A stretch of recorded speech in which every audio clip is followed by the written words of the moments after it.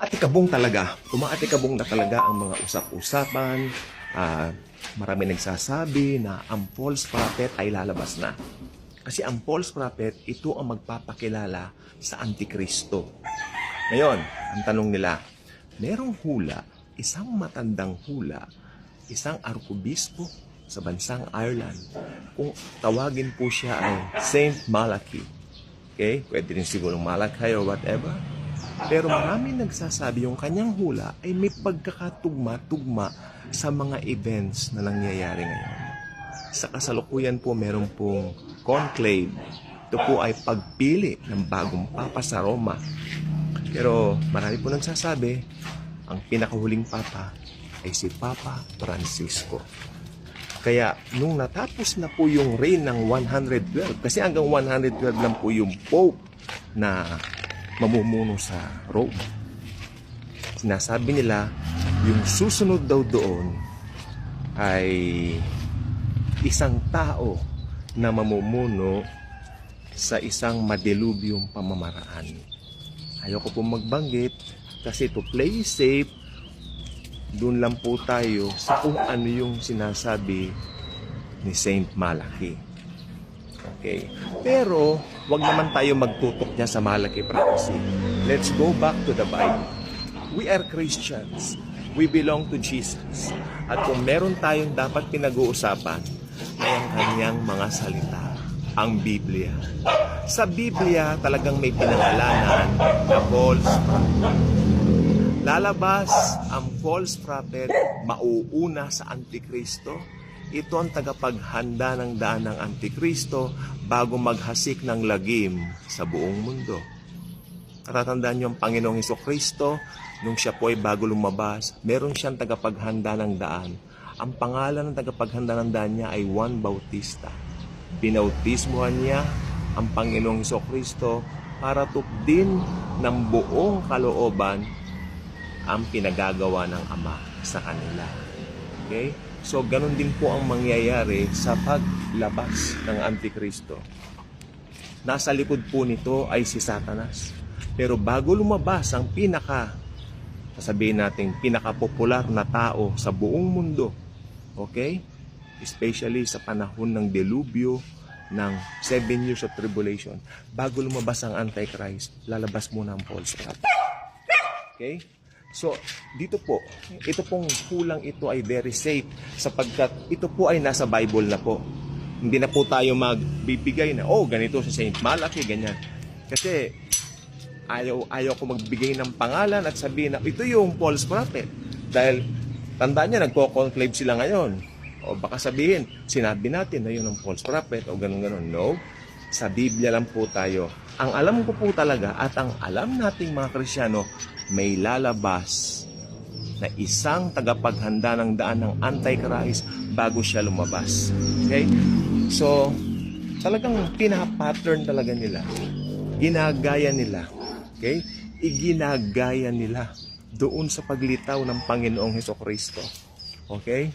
Yung pamamaraan kung paano lilitaw yung Antichrist at kung paano rin siya ipapakilala ng bulaang propetang ito. Ang bulaang propeta pong ito ay magkakaroon po ng malakas na impact sa mga tao, especially sa bansang Israel. Tandaan po ninyo, ang mga Hudyo ay nasasabik para po sa kanilang third temple. Okay? Ang mga Hudyo po ay nasanay sa pag-aalay. Okay? At natatandaan po ba ninyo, ang pinakamagandang istruktura na naigawa o nagawa sa kasaysayan ng buong mundo, maraming naniniwala, ay ang The Temple of Solomon. Okay? Ito po yung pinakakauna-unahang templo nila. That was the first temple. Ayon sa mga nagsabi, yan daw ang isa sa pinakamagandang, or should I say, marami naniniwala, pinakamagandang istruktura na naitayo sa kasaysayan ng buong mundo. At ito po ay nawasak, alam naman natin, nagkaroon ng digmaan ng mga panahon na yon. Pangalawa, ito po ay binuo, natatandaan niyo po sila Nehemiah. Ito po ay kanilang binuo. At hanggang dumating po yung tinatawag na second temple nila sa pamumuno ni King Herod. Very ambitious yung second temple Dahil yung second temple po na ito ay nakabuild po sa taas ng bundok. Okay? At itong second temple na ito, pangalawang templong ito po ang inabutan ng Panginoong Hesus.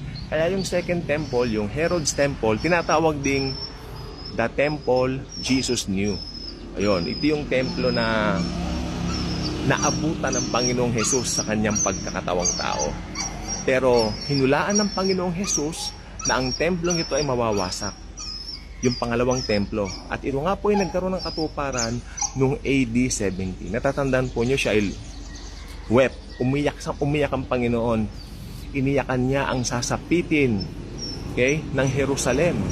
Dahil ang Diyos ay dumalaw, pero tinanggihan nila ito, ang Panginoong Hesus. At nangyari po yun, natupad po yun noong AD 70. So ngayon, nung mula AD 70 hanggang ngayon, walang templo. At ang pinakamasaklap po nito, ang mga Hudyo pagkatapos ng AD 70 ay nagkalat sa buong mundo. Okay, nagkalat sa buong mundo. Pero may hula sa Biblia na sila ay muling mabubuo. At ito ay nagkaroon ng katuparan noong 1948. Kaya simula noong 1948, marami na nagbantay sa mga propesiya ng Biblia. Marami na muli ang naging interesado. Marami na muling Kristiyano naging interesado sa eschatology. Okay? At sa panahon natin ngayon, ang pinakahula diyan, kapag ka naitayo na yung third temple, ibig sabihin, nandyan na yung Antikristo. Okay? Pero ang sabi naman ng Bible, hindi lilitaw ang Antikristo hanggat nandito pa tayong mga restrainer. Tayo mga believers. Pero balik po tayo sa pinaka-main topic natin. Ang bula, ang propeta, ang false prophet. Ang false prophet po ang magpapakilala sa Antikristo sa buong mundo. Okay? At pagkatapos po nito, ang Antikristo po ay magkakaroon ng popularity at siya po ay magiging pinakasikat na tao sa tulong ng bulaang propeta. Marami nagsasabi ang bulaang propeta, balik po tayo, sabi nila, ito raw po si Peter the Roman or yung susunod dun sa ika-112 na po, sabi po nila. Pero personally, I believe ang false prophet po ay isa rin pong Hudyo, sapagkat hindi paniniwalaan, makinig pong mabuti, hindi paniniwalaan ng mga Hudyo ang Vatikano o ang simbahang Katoliko o ang simbahan ng Roma. Alam niyo kung bakit?